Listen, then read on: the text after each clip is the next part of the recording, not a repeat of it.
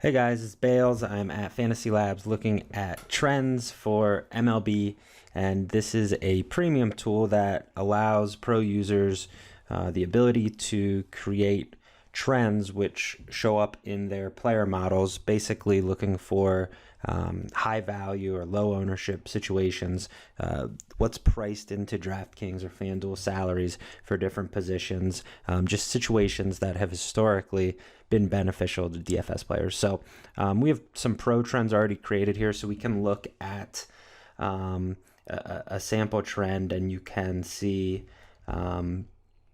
what type of information it gives you. So this is a trend that has looked at DraftKings pitchers going into a game with at least 8.5 strikeouts per 9 innings over the past 12 months.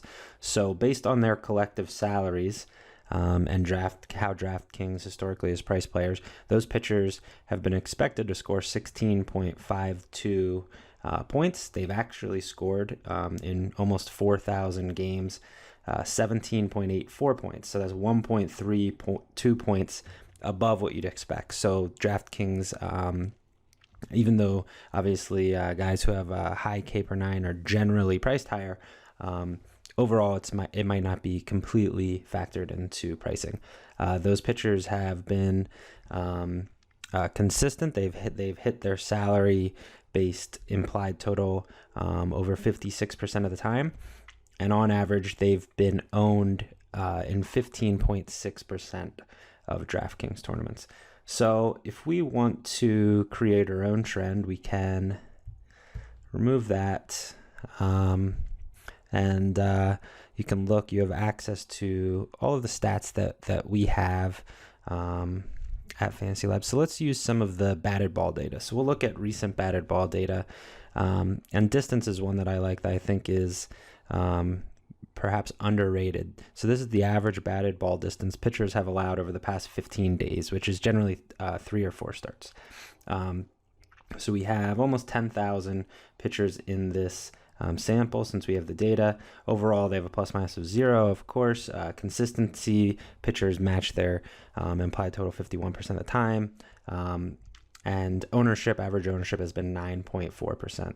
So we want pitchers who are not allowing the ball to be hit very far. So we'll go down to, we can just we'll actually just slide this and you can see the count go down and you can see the plus minus go up. So we had initially 9,500. So you can see as we move it up, we get a really high plus minus. So we'll go with 185.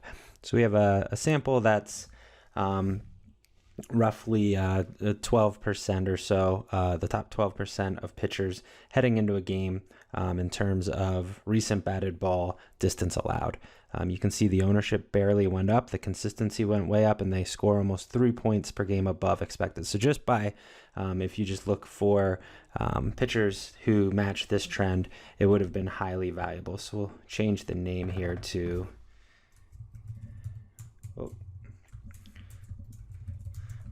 we just call it batted ball.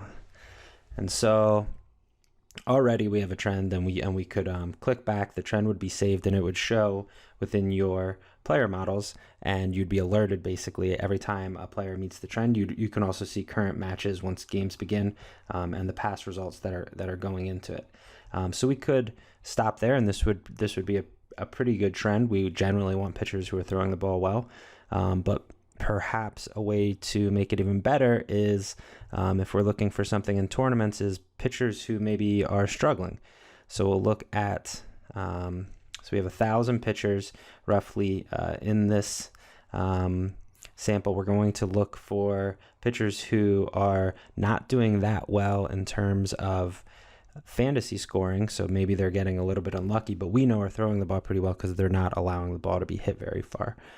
So we'll say we can go down to 12. Okay, so here we have around the top 25% or so, actually the bottom 25% of those pitchers who are throwing well in terms of fantasy points per game. So if we do that, you can see the plus minus went down a little bit, consistency went up a little bit, but this is the big thing. The average ownership all the way down to 4.7%. So if we're making trends for tournaments, that's probably something that we want to look at. This could be a beneficial trend for us because we're getting pitchers who are throwing the ball probably pretty well, but they're not owned because they're not scoring fantasy points, which we know is a predictor of ownership. So this has the potential to be a really, really valuable tool. We have all kinds of data in here under every category, Vegas, all of this advanced batted ball data.